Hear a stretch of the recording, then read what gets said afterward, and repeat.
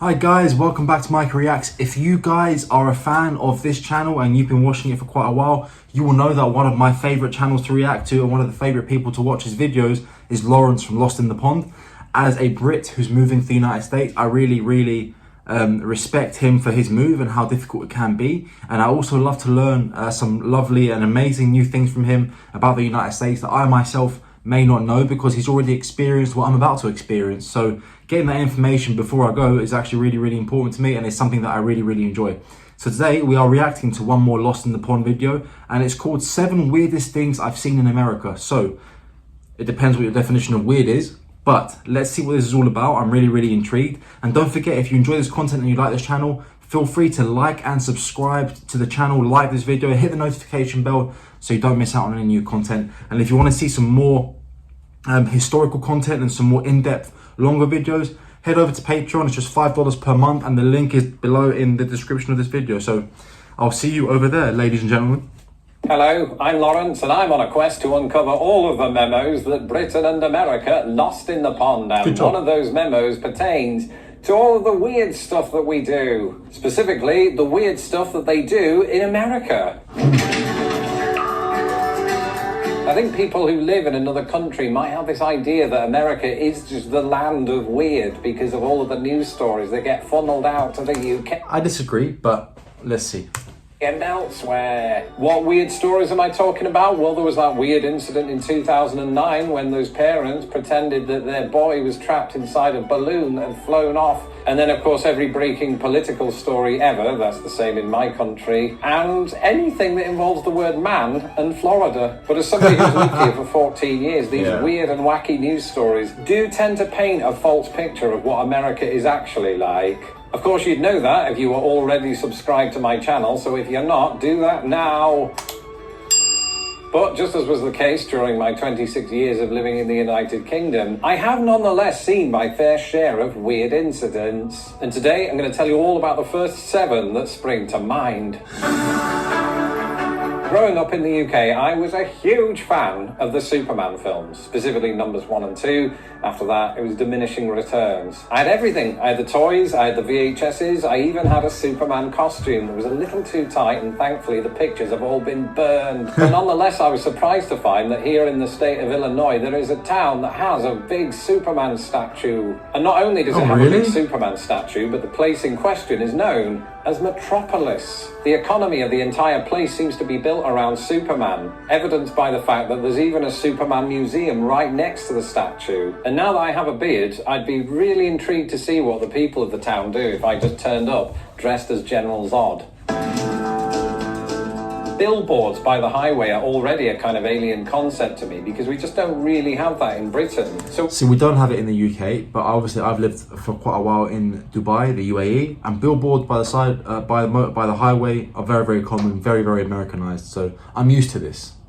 I first moved to the US and I saw them all over the place. It was a little bit of a novelty. Well, look, there's a friendly one welcoming students to Indiana University. There's an equally friendly one for the hospital of the same name. Oh, and there's another one saying that Jesus is watching us. Best be careful on the road. And I don't know what it's like in other parts of America, but in the Midwest, it does feel like about a quarter of all billboards are devoted in some way to religion. But my favorite ones are the ones that I always see when we're driving through Gary on the way to Indianapolis, because just about every single one of them is for car accident lawyers. And all I can think as we're driving along surrounded by other vehicles is that this must be an accident hotspot. Yeah, it must be. So now I feel good. Actually, now that I thought about it, those aren't my favorite ones. The weirdest one I've ever seen was a billboard that said, "If you're reading this billboard, then you're not paying attention to the road." Well, no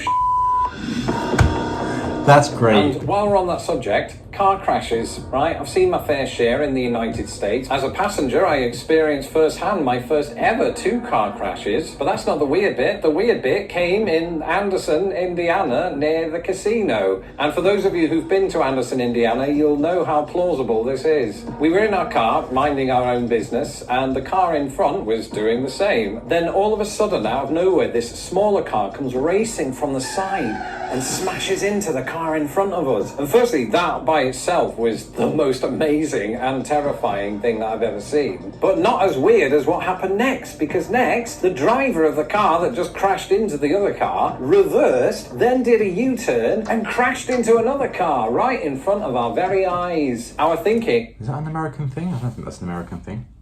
Was that he was probably drunk. He was terrified that he was going to get in trouble for hitting the first car, and he tried to bez it away. But in doing so, he totaled his own car, and thankfully, I've never seen that man again.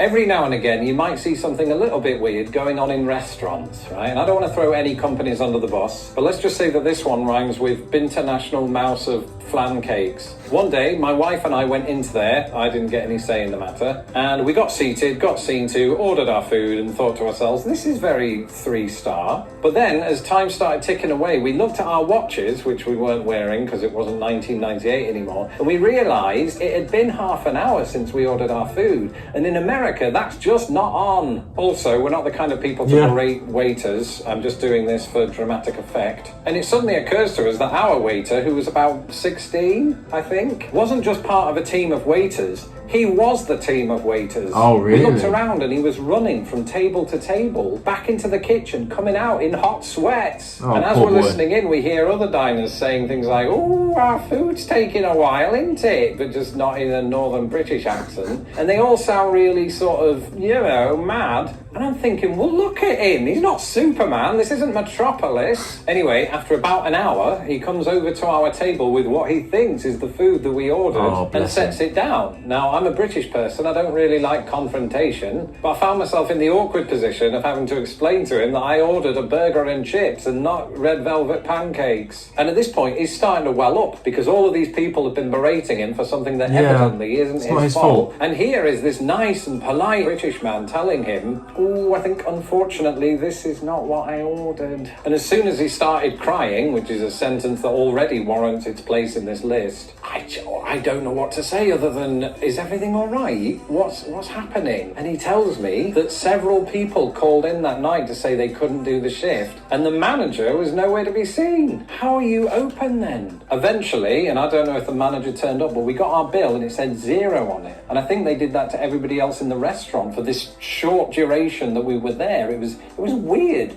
I've never seen it before, and I haven't seen it since. But, being the future benevolent YouTube sensation that I was, I gave him a 50% tip. Not 50% on 0, that would of what it would have been. 0, but on what the original cost was going to be. Just want to clarify that.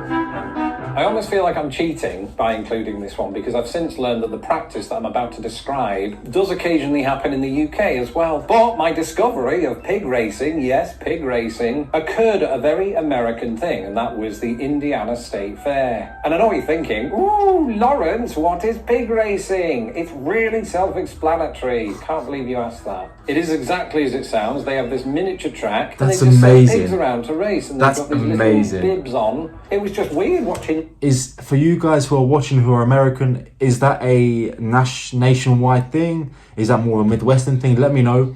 I would love to see that. If there's any pig racing down in Florida, let me know. I really want to see that, guys. That's amazing. Pigs run around like that, right? Because you're used to seeing horses, or dogs, or humans. People loved it, from what I could tell, though they were probably high on all of the sugar that they consumed around the fair. And I can't tell you how the pigs felt. I mean, they looked happy enough, but that is their default face. I also don't know what, if anything, the winner got. Because it's not like they can appreciate a trophy. So it was probably just some sort of snack. What do pigs eat? Is it hay? They were probably given some hay.